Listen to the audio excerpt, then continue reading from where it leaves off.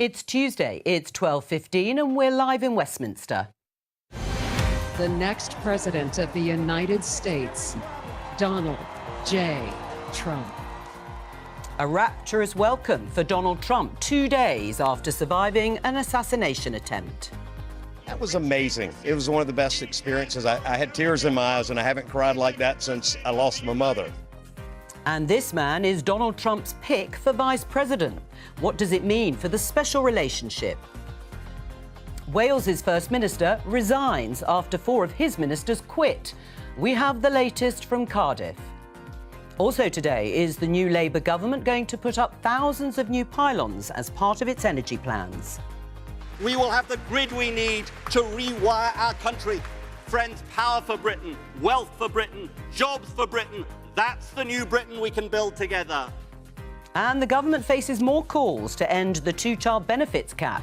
Will ministers listen? I accept that people are frustrated around the 2-child cap. They're frustrated over 14 years. We've had 14 years of the Tories who have put us on the highest tax burden. Joining us today, Labour MP Preet Gill, Conservative MP Luke Evans, Green MP and party co-leader Carla Denyer, and Henry Hill of Conservative Home. This is Politics Live.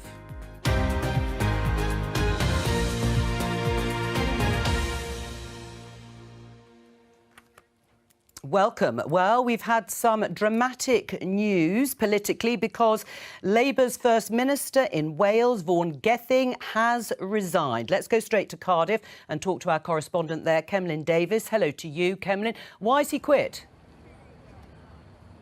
Yes, as you say, a dramatic day, another dramatic day here in Cardiff Bay. We've had many of them since Vaughan Gething took over as Welsh Labour leader exactly 4 months ago to the day, and subsequently First Minister. And now we've had this statement from him saying that he's taking the difficult decision to begin the process of stepping down as leader of the Welsh Labour Party and, as a result, First Minister. Now, this comes after months of very difficult headlines and questions for the First Minister. He's been under pressure since day one, really, because of his decision initially to accept controversial donations to his leadership campaign. Then there was a row over his decision to sack one of his ministers, Hannah Blythen. He accused her of leaking text messages that he had written back in 2020, something that she later emphatically denied. That then led to Plaid Cymru pulling out of the cooperation agreement that it had with Labour here in the Senedd, and that has made Vaughan Gething and the Welsh Labour government's position very tricky here in recent weeks, finding it difficult to get things through, difficult to win votes. And in fact, you'll remember Vaughan Gething himself lost a vote of no confidence just a few weeks ago.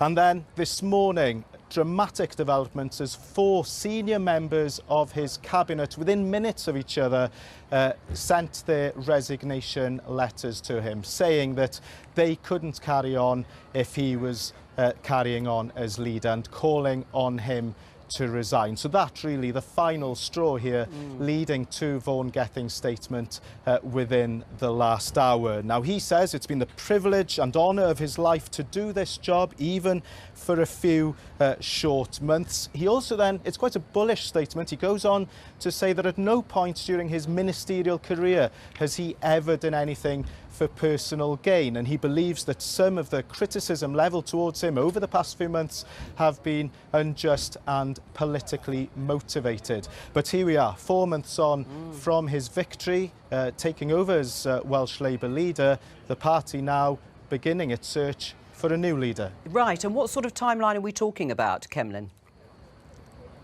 Well, that detail hasn't been provided as of yet. We haven't heard from the First Minister directly. He has done a pool clip, we understand, but he hasn't spoken directly to us at BBC Wales. What we are waiting to see now, of course, is whether he'll be appearing as scheduled for today's session of First Minister's Questions, which will be taking place, or is due to take place, at 1:30. It was supposed to be the final First Minister's Questions of this Senedd term before MS's break up for summer. And in fact, in his statement, Vaughan Gething says that he had hoped that that summer break would bring an opportunity for Welsh Labour to regroup after those difficult few months, but he now recognises that won't be possible. Yes, Cemlyn Davies, thank you very much for joining us there from Cardiff with that rather important news that the First Minister, Vaughan Gething, has quit. Preet, only a month ago, if we show you this headline here from BBC News, Keir Starmer has confidence in First Minister despite vote loss, that being the vote of confidence that had already taken place. He didn't go then. Was it an error of judgment to support him? Look, I think it's important. The Welsh people voted for a Labour government. We've got the most amount of MPs. This is a moving picture. Vaughan has resigned. He will now be transitioning until a leader can be identified. But my question is about whether it was an error of judgment of Keir Starmer campaigning during the election to be Prime Minister and have a Labour government to support a First Minister in Vaughan Gething, who had already had serious questions in terms of donations and where they had come from, and then facing that vote of confidence which he lost. Well, look, this is a matter for the Welsh Senate in terms of who they want to see as the person that they appoint. Nothing to do with Labour Party anywhere else. Well, look, no, I'm not saying that. I'm saying that, you know, he was there, he was appointed in a democratic way. Clearly, he's now resigned, and, you know, they've got to have a fair process to find an alternative leader. But the Welsh people wanted a Labour government. We have the most amount of Labour MPs. The confidence with Keir Starmer is absolutely there. He's done the right thing, hasn't he? Luke, you should welcome it. Vaughan Gething's gone. Well, Gething and Gareth gone on the same day. I mean, you never thought you'd say that. Gareth Southgate. Gareth Southgate, obviously. I mean, Starmer, I believe, visited there the day before the election in Carmarthenshire and stood and talked about the 14 years of chaos under the Conservative government. We're 14 days in, or not even quite, and already Wales is in chaos now, trying to find their next leader. But I think Gething, we've learned from the hard experience when your ministers choose not to support your leader what that really means. So we saw that happen to Hamza Yousaf as well. So clearly there is... Liz Truss, Boris Johnson... Absolutely, the names go on. So it is difficult. He had to go, and I'm glad he's gone. And I hope Wales now will rethink and reshape of where they go next. Carla? Well, I think it's long overdue. The First Minister has been mired in controversy and scandal for some time, and unfortunately it left Wales without much of a functioning government over the first few months. I think, unfortunately, this is a symptom of the attitude that we've seen from Welsh Labour generally. They don't seem to respond well to scrutiny and perhaps take some of their voters in Wales for granted. So I see this as another sign that we need a bit more diversity of thoughts and fresh voices in the Senedd. And with the results we've just had in the general election, the Greens in Wales got a record-breaking vote share. But you don't have any MSs, do you, in Senedd? Not yet, but based on the record-breaking vote share we got in this general election, we think we could be on track for one in 2026. This is an internal issue. I mean, it happens with lots of parties in lots of positions. Overwhelmingly, though, the Labour people, the Welsh people have, supported a Labour government, and we have the most amount of Labour MPs returned from Wales. So that actually does say that they, absolutely have confidence in Keir Starmer and the plan that we have for the country. So this is an internal issue. We've got to let them carry on with it. It's been a moving picture, and they will have a fair process to elect the next leader. But there's no doubt that the Welsh Labour government has been mired in scandal and that it has distracted it from doing its job. I disagree with that. In what sense? I think, well, how has it? Especially with what's going on with Tata Steel. How has it been mired in scandal? We've talked about Vaughan Gething. How has the whole government been mired in scandal? Well, what I'm hearing from my colleagues in Wales is that it is distracting the Welsh government from getting on with the job of governing. That's not true, though, is it, Carla? I mean, you haven't got any Green MPs in Wales. We've just had an overwhelming result for Labour nationally. Have councillors, though, who the have to deal with the confidence Welsh from government. the Welsh people for Labour government speaks for itself in the return of Labour MPs, and to suggest that somehow they haven't been delivering, that is absolutely incorrect. Let's talk to Henry. How big a blow is this, and can it be seen more broadly in terms of consequences for the government at Westminster? I think consequences for the government at Westminster will be relatively limited. I don't think there are that many Labour voters who are going to be thinking, oh, Vaughan Gething's gone. I'm regretting my Starmer vote. I am looking forward to Labour just deciding that the Tory leadership process is an internal event upon which people shouldn't comment. In terms of Wales, I think... That won't happen, by the way, just to reassure you. Isn't that amazing? But it is an internal process and we need to, and all the rest of it. I think the important thing for Labour in Wales is going to be what happens next, because the leadership contest itself was actually mired in controversy. There were allegations of attempts to stitch up trades union nominations against Jeremy Miles, who was the runner-up. Jeremy Miles himself is the Education Secretary and spent his entire campaign not mentioning education at all, because the Welsh Government's education record is terrible. So, yeah, Vaughan Gething's gone. Wales is mostly for his own failings, but Welsh Labour is in a slightly precarious position. It's been in power for a long time. It's dependent on Plaid Cymru. And as we saw at the leadership contest, it doesn't have a big bench of people able to take up and kind of put it back on an upward trajectory. All right, well, let's turn our attention to what's been going on in America, because Donald Trump, as you may have seen, pictures of him at the National Convention, the Republican National Convention in Milwaukee. Here he is being greeted by supporters there just 2 days after surviving that assassination attempt. And here is the man, you can see at the centre of the screen, that he has picked as his running mate, J.D. Vance. We talked about him yesterday too. He's the senator from Ohio. And of course, it's also now that Donald Trump has been confirmed as the Republican official presidential nominee. Well, they are going to be working closely together. Interesting, because he has made J.D. Vance some pretty disobliging comments about Donald Trump in the past. Well, clearly time is a great healer, because he has been chosen to run with him. But let's just listen to something that J.D. Vance said about the UK last week. I was talking with a friend recently, and we were talking about, one of the big dangers in the world, of course, is nuclear proliferation, though, of course, the Biden administration doesn't care about it. And I was talking about, what is the first truly Islamist country that will get a nuclear weapon? And we were like, maybe it's Iran.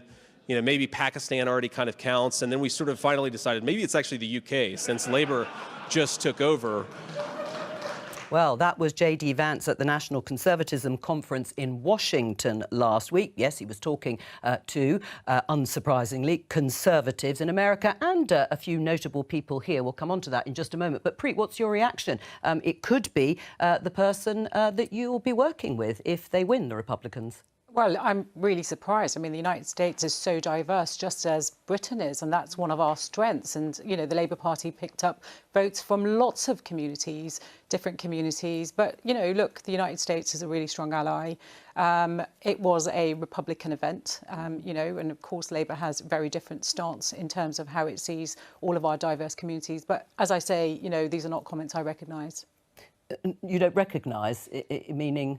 Meaning, I don't accept the comments in the way that they've been made, and especially levied towards the Labour Party. Like I say, the beauty of Britain is the strength of its diversity, the contribution that the Commonwealth and people from the diaspora have made to our country. Yeah, what did you make of those comments?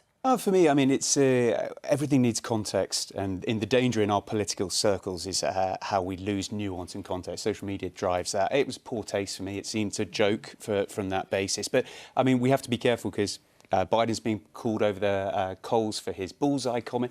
I mean, and we've now got a foreign secretary who in 2017 tweeted about how Donald Trump's a KKK sympathiser, neo-Nazi sympathiser. So we need to think very carefully about this. How that impacts on our relationships, well, we'll see. But actually, I think actions demonstrate more than words on that basis. Right. Well, I think we have a very strong working relationship with the US, so I hope it stays. Right. Well, let's just show you the headline in the Eye. Starmer and Trump start building their new special relationship, taking everything you have just said into account. And as I said, J.D. Vance said something pretty. I think he said at one point that he was America's Hitler, Donald Trump. So things have clearly moved on. But how will it affect the special relationship if you are working with Donald Trump and J.D. Vance? Well, look, David Lammy has already met with J.D. Vance twice. So he's a friend. Of course, because we don't know what the outcome of the election is going to be in the United States. Britain is really clear that we will work with our allies very, very closely, especially on issues of Ukraine and geopolitics more broadly. So this is a really important relationship. Right, it's an important relationship. Do you think it's right that the Prime Minister is pursuing a much closer relationship with Donald Trump, because he may be president again?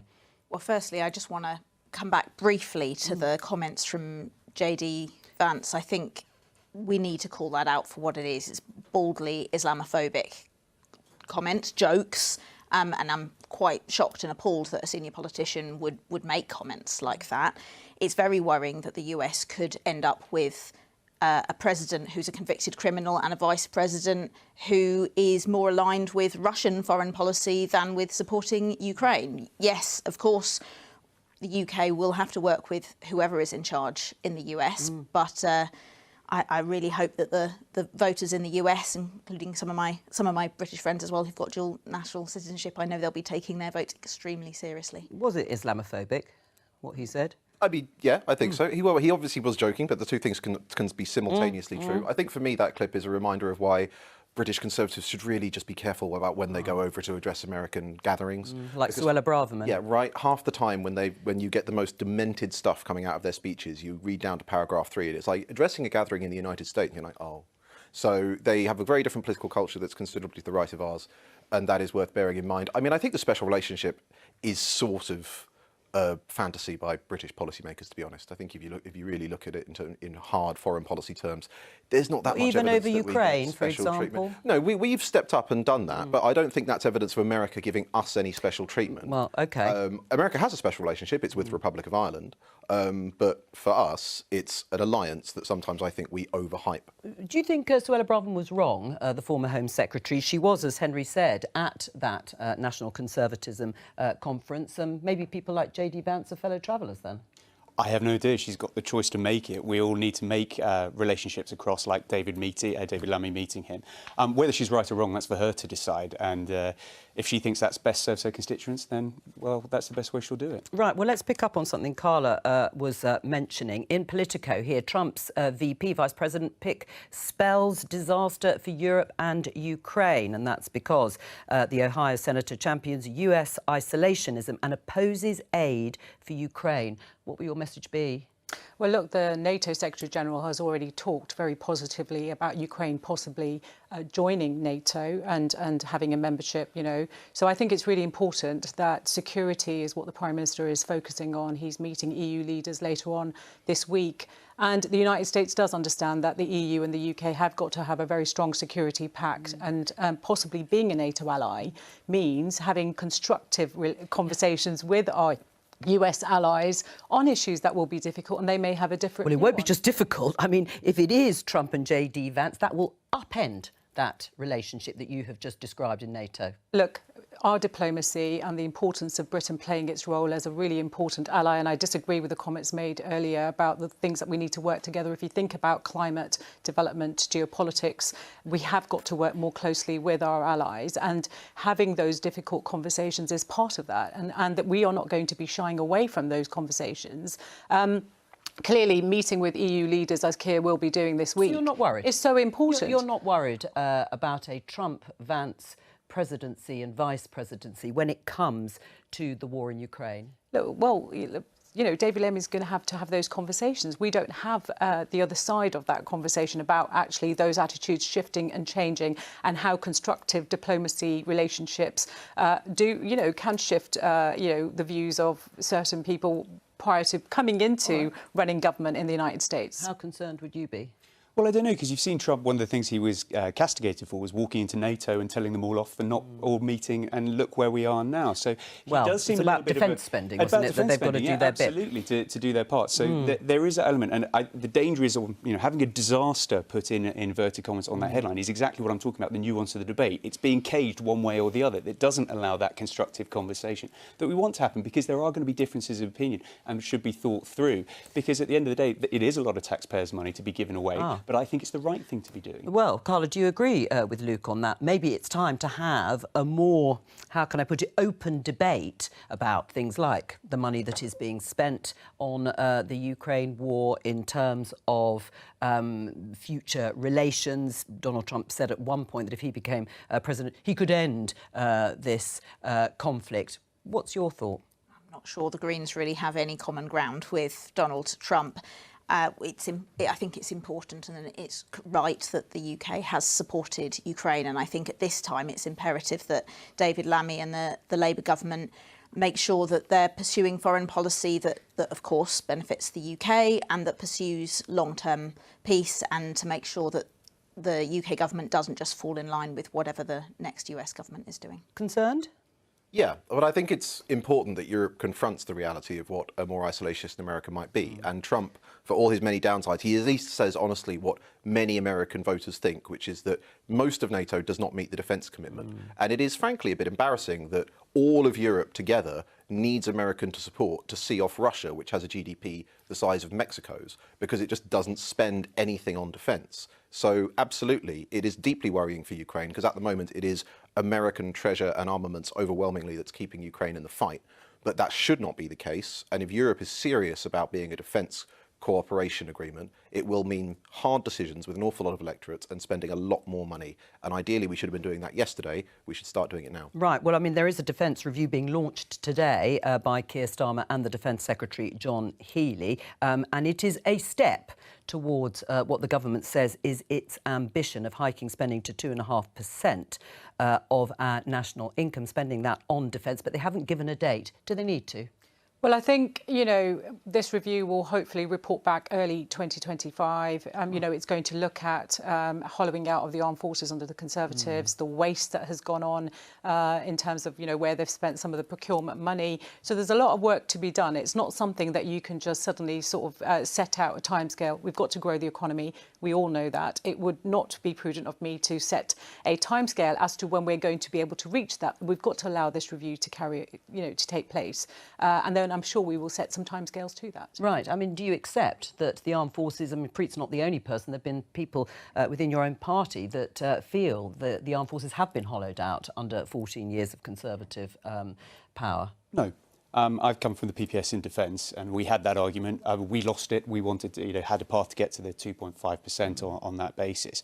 I do worry that we're going into effectively a year-long review now. You didn't say how you'd fund it, Luke. A year-long review of how, of what's going to happen from that. I think that's possibly too long. I was pleased to see that John Healey went out there and made more commitments, because I think that's really, really important. But these are the hard questions that are going to have to come out for the Labour Party to make that choice. Unfortunately, we're seeing either quango or review. Politician safety, let's have a review. Defence, let's have a review. But do you accept there wasn't a review? You didn't say how it would be funded at any point. We said there'd be 75 billion by the 2030. From? Yes, civil service cuts, for example, was one of the ways. They were going to meet all of that, were they? No, absolutely not. But that was part of the way it was structured in how to get there. But we've lost that argument, so it's over to Labour to make sure they have an argument, because I want this country to succeed and, more importantly, Ukraine to succeed. Do you accept then, Preet, that if there is a Trump presidency and Vance as the vice president, that a Labour government may have to get to that 2.5% quicker than perhaps it might have thought? Yeah, look, I mean, Keir's made it very clear security is really important given what's going on in Ukraine and much more broader. And the hollowing out of the armed forces under the Conservatives is a real big concern. This review will look at areas that we need to absolutely be putting more support. But like I said, there's been a lot of wastage, but the commitment for the 2.5% is there. But we will be absolutely responsible setting out how we will fund it, not like the Conservatives, making a commitment, no idea as to how they're going to fund any of that. That's why they're not in government now. Right, just very briefly, Henry, the Daily Telegraph headline here, Armed Forces needs revamp to take on deadly quartet, says review chief. This is the ex-NATO boss, Lord Robertson, telling Labour that the UK must adapt to threats posed by China, Iran, Russia and North Korea. That's going to focus minds too, isn't it? Yes, sort of, but in a way it also unfocuses minds, because those are four different threats that require very different responses. If you want to have a military ready for confronting Russia and Eastern Europe, that needs a completely different defence posture to something involving Iran or China, which would focus on a blue water navy. So the review might be worthwhile in that sense. Well, what's happened since the end of the Cold War is, under all parties, is that defence spending has continually fallen without any government making an honest decision about whether it wants to have a land-focused strategy or a Navy-focused strategy. We've tried to do everything with not enough money, and as a result, everything is not really working. Now, the King's Speech will take place tomorrow. At the heart of it will be legislation to create Great British Energy, which is part of the new government's plans to make the UK a clean energy superpower. Now, Labour has an ambitious target of 100% of UK electricity production to be generated by renewables by 2030. The Tories had a target time of 2035. Now, one of the key obstacles to meeting the 2030 target is the challenge of upgrading the UK's electricity grid network. Let's talk to Dr. Shuganda Srivastav of Oxford University's Smith School of Enterprise and Environment. Welcome to you. Just briefly, what is the grid and why do we need to expand it? Well, the grid is a very important piece of infrastructure because it's what helps electrons go from where they're generated to households and businesses. And one of the reasons we need to expand it is because a lot of renewable energy is located in the north. Think of your Scottish offshore wind farms, and a lot of where electricity is consumed is down south. So we need to expand the grid and ease up congestion along one of those main north to south transmission lines. Do we know how much, in a sort of ballpark figure, it will cost? Well, there's different cost estimates, but let me lay out the thinking here. There's 3 ways we can approach this problem. One is we can build out more transmission. 2, we can build more grid-scale batteries to store renewable electricity. And 3, we can also move demand because if consumers can move demand from peak times to off-peak, then that actually reduces the pressure to build these pylons. So in terms of what the total cost estimate is, it really depends on the strategy of how we balance across these 3 options. But are the plans achievable? Yes, I think the plans are achievable. If we look at the past, from 2012, the UK had 38% of coal on its grid, and 8 years later, that went down to 2%. So rapid transformation is absolutely possible and has already been done by this country. So I think that from a technical perspective, this is doable. We'll need to get the politics right. Ah, right. Well, let's talk about the political aspect of it, Shuganda. Is the government likely to face significant political opposition to these plans, in whatever form they take? Well, I think getting the messaging correct is absolutely key. So after Russia invaded Ukraine, gas prices went through the roof, and that resulted in unprecedented increases in household electricity bills. Now, it is a fact that solar and wind provide the cheapest electricity in the UK, and this can really help affordability. So there is a moment to capitalize on this narrative and to say that building transmission and battery storage is all part of bringing the cheapest electricity to households. It's absolutely critical that we nail this narrative because it is the narrative that is backed by the data.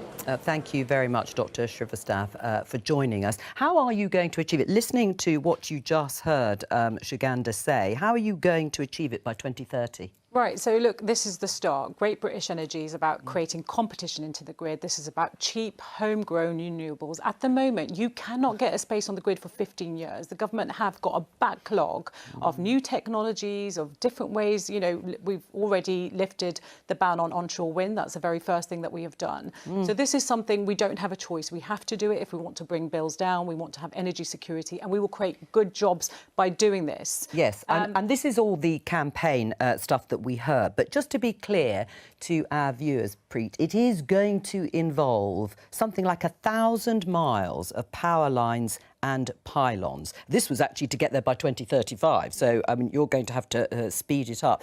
Or 400 miles of undersea cables. The National Grid's electricity systems operator said it would be at a cost of £60 billion to upgrade to electricity being totally renewable by 2030.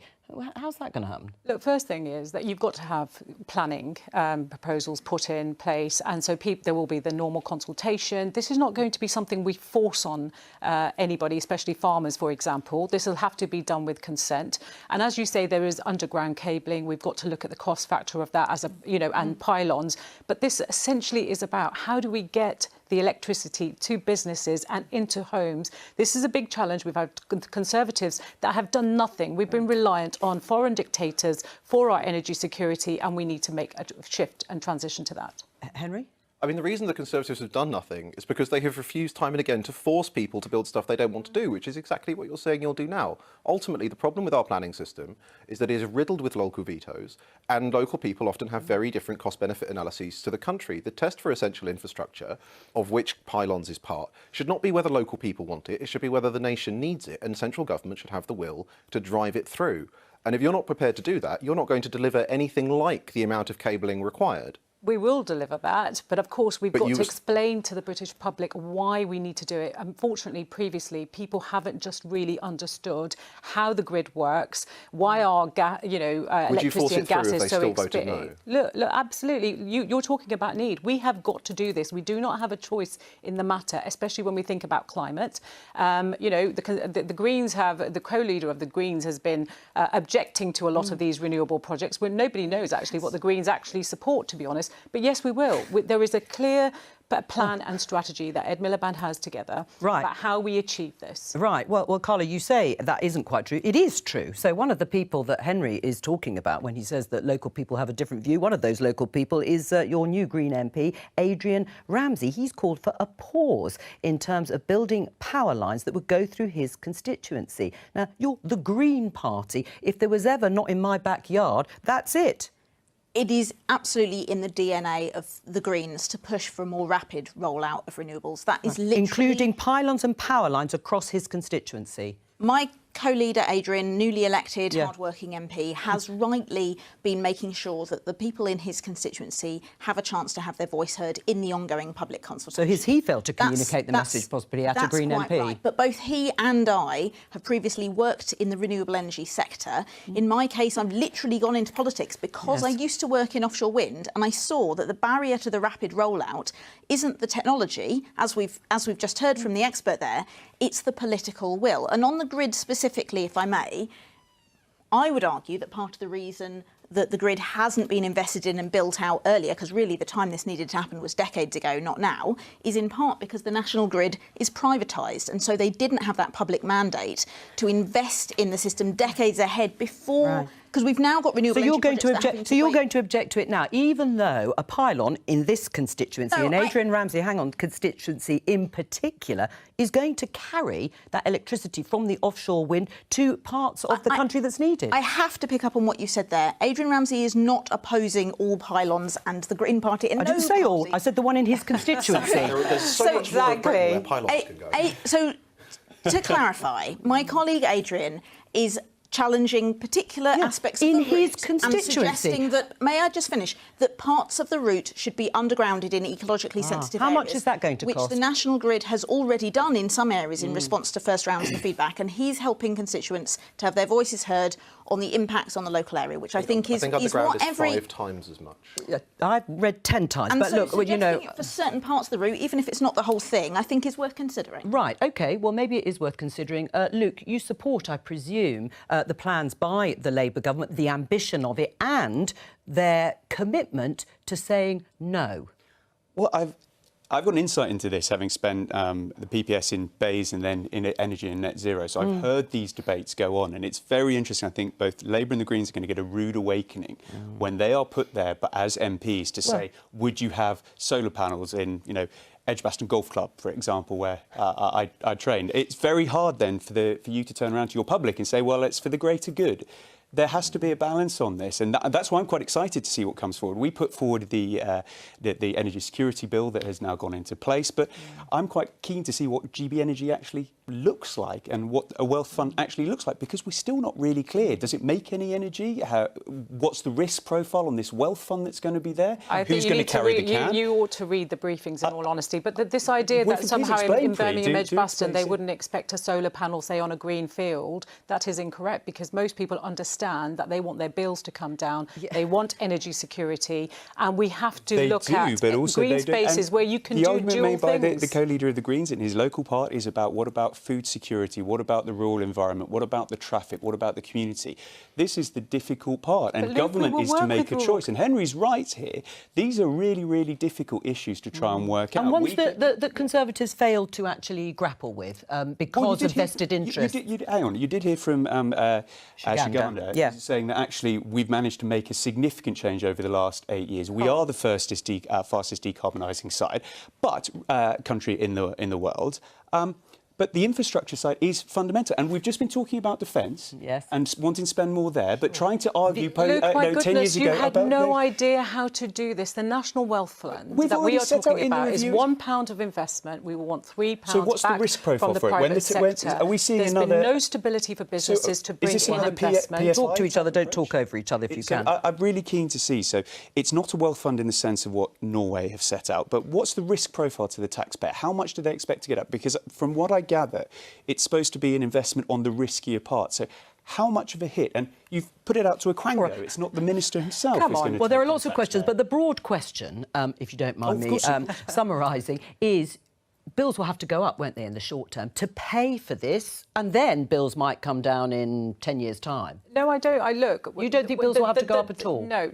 The National Wealth Fund is about, we will invest £1 and we will ask £3 investment from private sector. Why is that important? The private sector hasn't had the stability it needs from this government, from the last government, in order to bring about the investment. So how do we get our ports renewable ready? How do we invest in hydrogen? How do we have the gigafactories that Labour has already made commitments to? How do we invest in the steel industry? These are all really important investment projects, decarbonising those industrial hubs. Well, this is exactly what's needed. I mean, none of this it may be existed. what's needed, but it is about whether or not you will be able to drive through opposition, the sort of opposition that we've been talking about. I mean, just broadly, Carl, given that Labour have rolled back on their investment pledge. I mean, let's not forget, this is the party who rolled back on their 28 billion climate investment pledge. But you'd still be opposing some infrastructure. Your co-leader is objecting to pylons in his constituency. I mean, goodness me, what we have is a very clear plan about how do we get energy security. At the moment, we're reliant on foreign dictators. The government sold off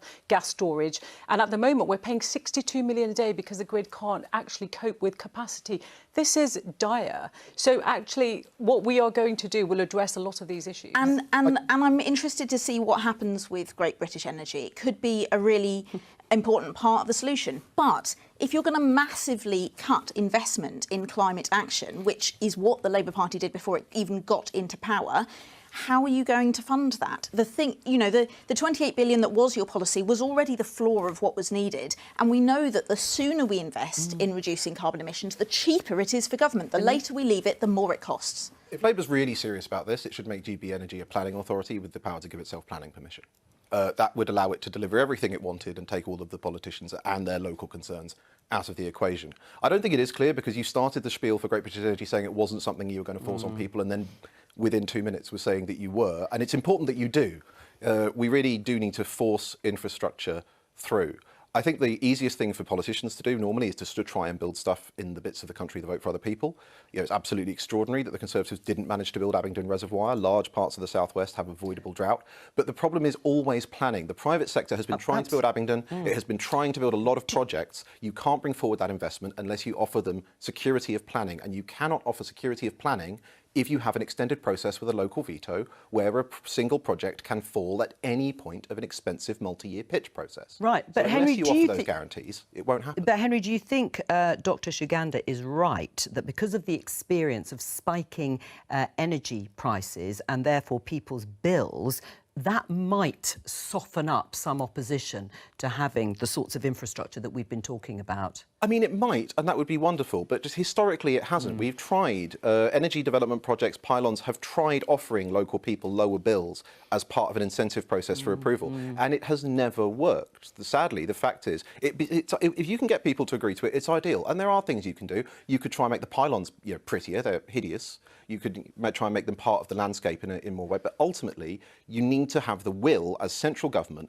to say this, the nation needs this, and we are going to do it, even if that leaves some people. Can I agree with you on that? Right. I mean, the final point I would make, the cross-government working will ensure that, because of course it's different departments working together to understand why this is important and why it's important in certain areas, and being able to then communicate that. And that's exactly what will happen. Keir's very clear that that's how he's going to drive a lot of the missions, is those cross-government departments. Well, let's just pick up on something that you were asked, Carla, during the election campaign in terms of leading from the front.